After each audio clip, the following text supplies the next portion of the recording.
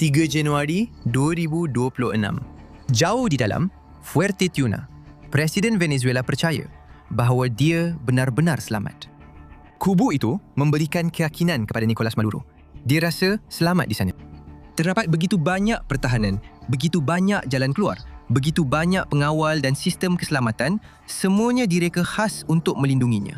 Dia ternyata sangat silap. Tinggi di atas Laut Caribbean, lebih daripada 150 pesawat Amerika Syarikat sudah pun dalam perjalanan menuju ke ruang udara Caracas. Termasuk beberapa pesawat pejuang siluman terbaik dunia, pengepom serangan, platform peperangan elektronik dan helikopter serang yang telah berlepas dari 20 pangkalan berbeza di seluruh hemisfera barat hanya beberapa jam sebelum ini. Diktator itu hanya ada tepat 2 jam lagi untuk terus berkuasa.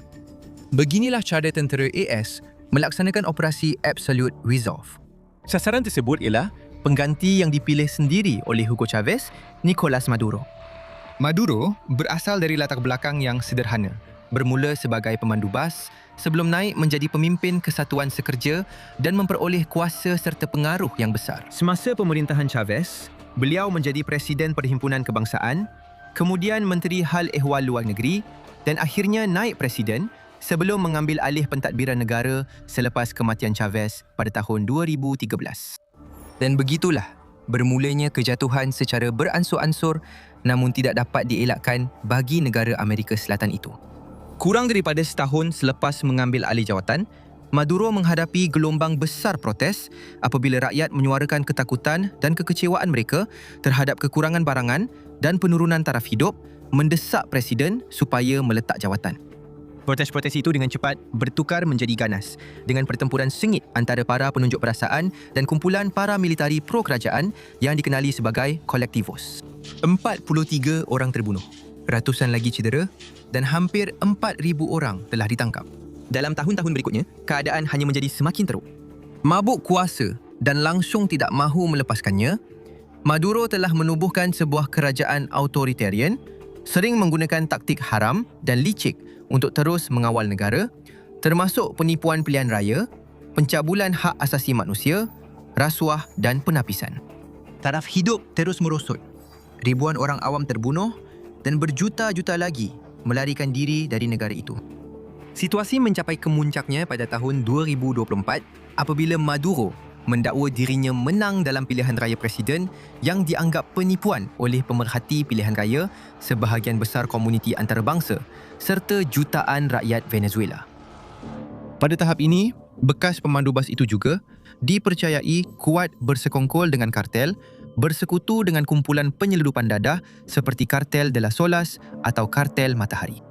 Bukan sahaja beliau telah menyelia kejatuhan ekonomi terbesar dalam sejarah Amerika Selatan, malah beliau juga telah mengubah negara itu menjadi sebuah entiti pengganas narkotik, menyokong perusahaan jenayah yang sama terlibat dalam aliran dadah merentasi Amerika Selatan, Caribbean dan juga ke Amerika Syarikat. Ia tidak boleh dibiarkan berterusan. Ini bukan sekadar soal demokrasi atau ketidakabsahan pilihan raya. Ia melibatkan keselamatan dan kestabilan seluruh hemisfera barat. Pada tahun 2020, Amerika Syarikat menawarkan ganjaran sebanyak $15 juta ke atas kepala Maduro. Pada tahun 2025, ia meningkat kepada $25 juta, kemudian $50 juta. Beberapa bulan kemudian, Washington sangat terdesak untuk melihat pemerintahan Maduro ditamatkan dengan apa jua cara, walaupun itu melibatkan menghantar tenteranya sendiri untuk menyingkirkan beliau secara paksa daripada kuasa. Ini tidak boleh menjadi satu pencerobohan secara konvensional.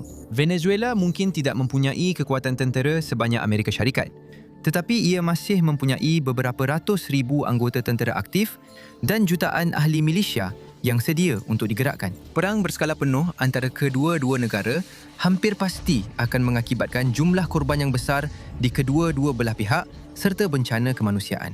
Dengan potensi untuk benar-benar mengatasi dekad kemerosotan sebelum ini, satu-satunya pilihan ialah operasi ekstraksi bersasar. Pasukan AS perlu bergerak dengan pantas dan cekap, menembusi pertahanan Venezuela, mencari Maduro dan menyingkirkannya, semuanya dalam satu malam sahaja. Tetapi menyingkirkan seorang ketua negara yang dikawal ketat dari ibu kotanya sendiri bukanlah sesuatu yang mudah. Maduro bersembunyi di kupu yang dipanggilnya rumah, Fuerteventura.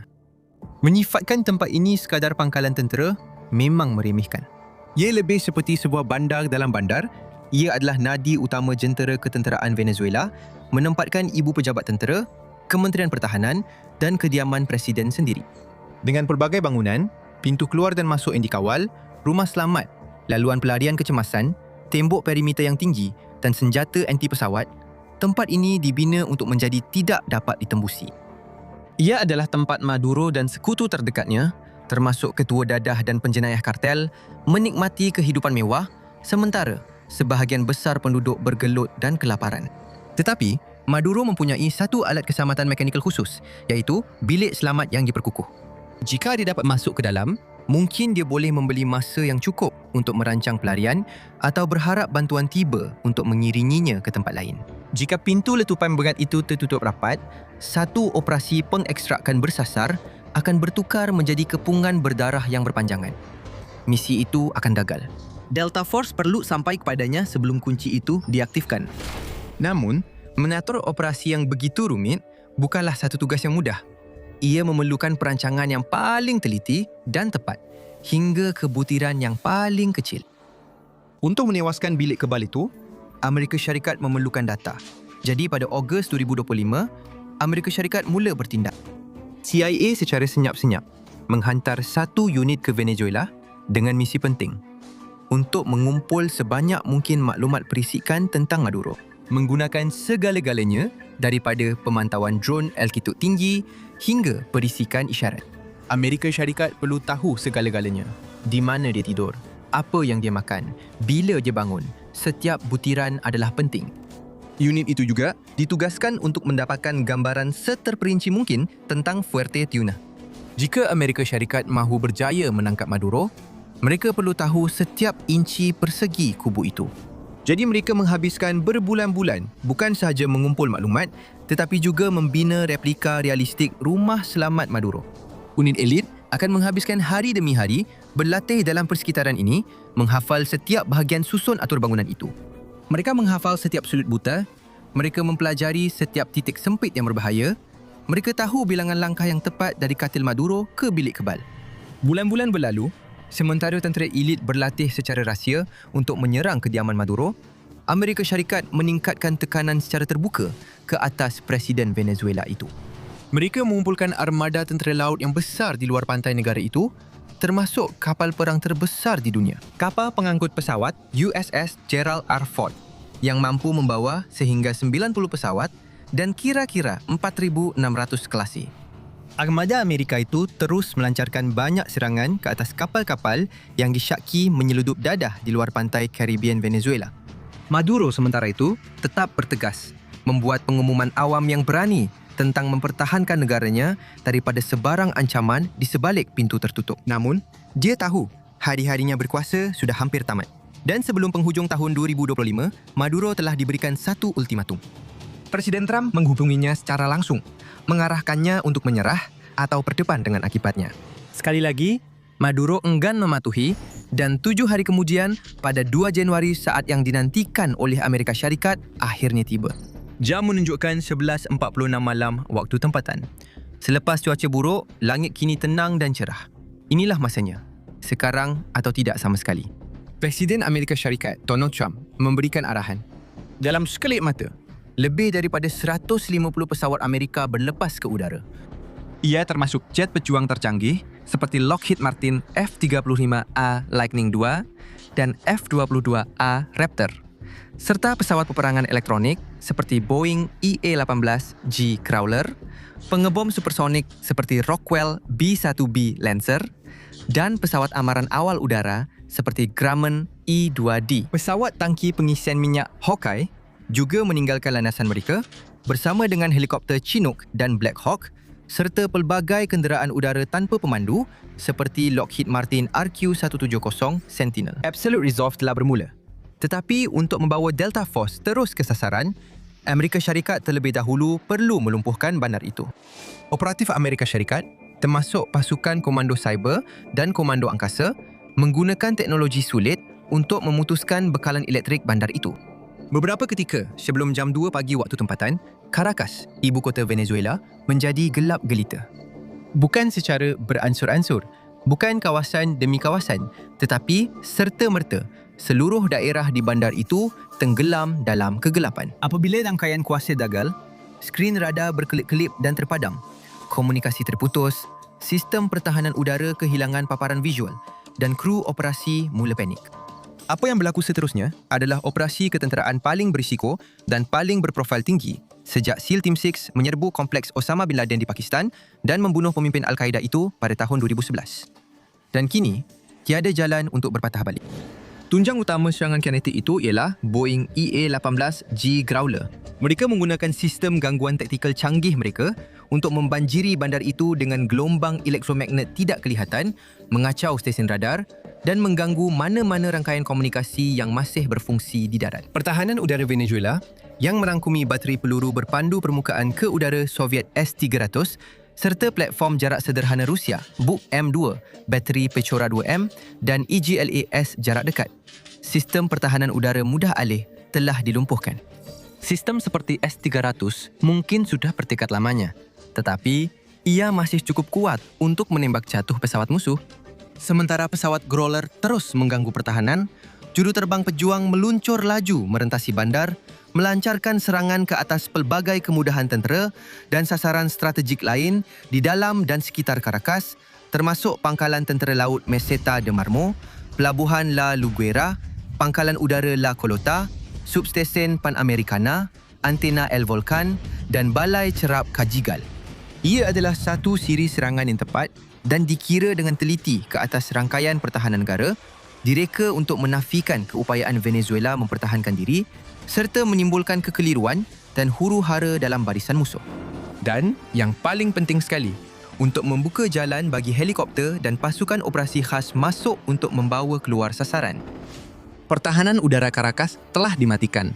Perisai bandar itu telah dihancurkan. Bandar itu mungkin gelap dan sunyi seketika, tetapi dalam beberapa saat sahaja, keadaan akan menjadi huru-hara. Pada ketika ini, Maduro dan pengawalnya sudah pasti sedar apa yang sedang berlaku. Negara mereka sedang diserang dan hanya menunggu masa sebelum tentera Amerika menyerbu kompleks Fuerte Tiuna. Amerika Syarikat tahu bahawa tiada satu saat pun boleh dibazirkan.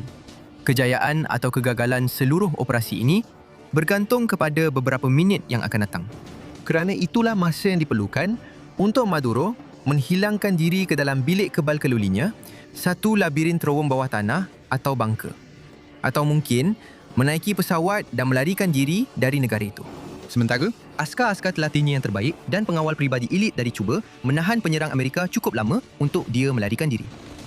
Nasib baik, Amerika Syarikat telah menghantar orang terbaik untuk tugas ini, termasuk anggota Delta Force, antara anggota tentera yang paling terlatih dan paling berkemampuan di dunia, yang berada di atas Chinook dan Black Hawk yang sedang menyerbu terus ke Fuerte Tiuna. Mereka tidak mencari landasan atau helipad. Mereka merancang untuk menurunkan penumpang mereka. Tepat di luar rumah selamat Maduro, pengawal Venezuela sedang menunggu. Menembak secara membabi buta ke langit, mereka berjaya merosakkan salah satu helikopter tetapi tidak cukup untuk menjatuhkannya. Pada jam 2.01 pagi, tentera turun menggunakan tali ke dalam kawasan tersebut. Inilah detik mereka. Inilah saat yang mereka berlatih untuk selama ini. Inilah hasil daripada minggu dan bulan perancangan serta persiapan bergerak dengan kelajuan, ketepatan dan disiplin yang tiada tandingan. Operatif Delta Force mendarat dan bergegas menuju ke rumah selamat Maduro.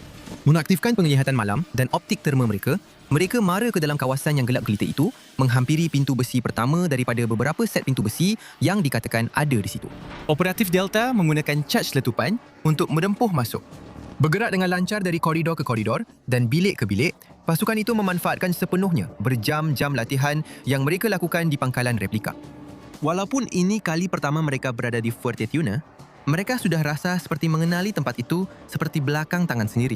Dapat menjangka setiap sudut, setiap pintu, setiap titik sempit. Berkat bisikan CIA, para operatif juga tahu dengan tepat di mana Maduro kemungkinan besar berada pada saat itu dan terus menuju ke bilik tidurnya. Tetapi mereka tidak dibenarkan untuk berkeliaran sesuka hati di seluruh istana Presiden.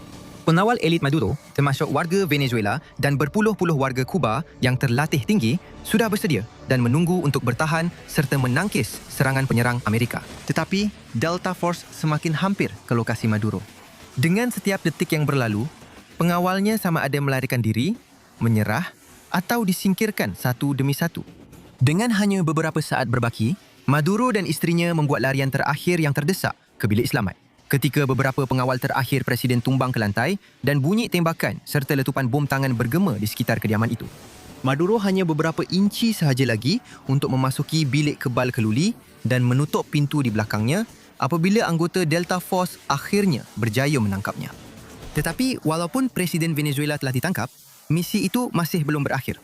Maduro mungkin sudah ditangkap, tetapi dia masih perlu dibawa keluar.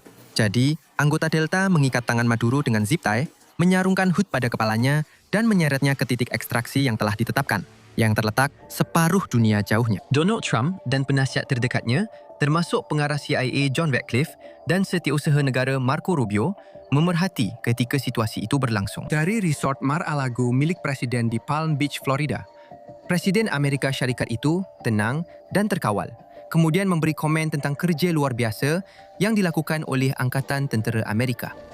Pada ketika ini, masih awal pagi, tetapi Caracas sudah pun berjaga. Seluruh Venezuela dan sebahagian besar dunia luar memerhati dengan penuh debaran ketika drama itu berlangsung. Di luar kemok kubu, kumpulan pro-kerajaan yang dikenali sebagai Colectivos turun ke jalanan, manakala para komander tentera Venezuela memikirkan langkah seterusnya. Pertahanan mereka mungkin lemah, tetapi mereka masih mempunyai beberapa pesawat pejuang Soviet yang boleh dikerahkan dan milisia yang boleh digerakkan. Pasukan Amerika Syarikat tahu tindakan mereka telah menurunkan tahap ancaman, tetapi mereka belum menghapuskannya sepenuhnya. Nasib baik bagi mereka, percubaan itu tidak pernah berlaku. Kemungkinan besar, akibat kekacauan terancang yang dicetuskan oleh serangan udara Amerika di seluruh negara, Venezuela kekal dalam keadaan separa lumpuh. Ketika tentera Delta Force memuatkan Maduro ke dalam helikopter dan berlepas menuju kapal induk yang masih berlabuh di luar pantai negara itu. 4:29 pagi. Hanya 2,5 jam selepas operasi bermula, Maduro mendarat di kapal induk Amerika Syarikat dan memulakan perjalanan ke New York City. Menjelang matahari terbit pada hari itu, hemisfera barat telah berubah secara rasmi untuk selama-lamanya.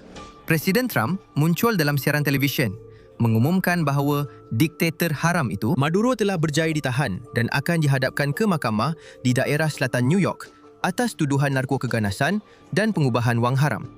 Operation Absolute Resolve yang diklasifikasikan oleh sesetengah pihak sebagai salah satu peperangan terpendek di dunia merupakan satu kejayaan besar.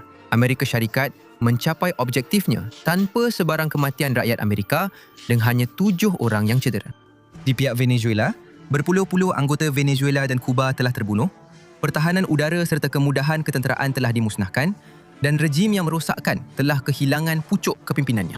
Operation Absolute Resolve membuktikan bahawa satu penyingkiran yang tepat boleh sepenuhnya melumpuhkan sebuah rejim di bawah perlindungan malam. Tetapi hanya sebulan kemudian, Amerika Syarikat membuktikan mereka tidak memerlukan kegelapan pun untuk menunjukkan bagaimana mereka melaksanakan pembunuhan siang hari yang sempurna ke atas pemimpin tertinggi Iran. Klik video di skrin anda sekarang dan kita jumpa anda di episod seterusnya, The Battlefield Show.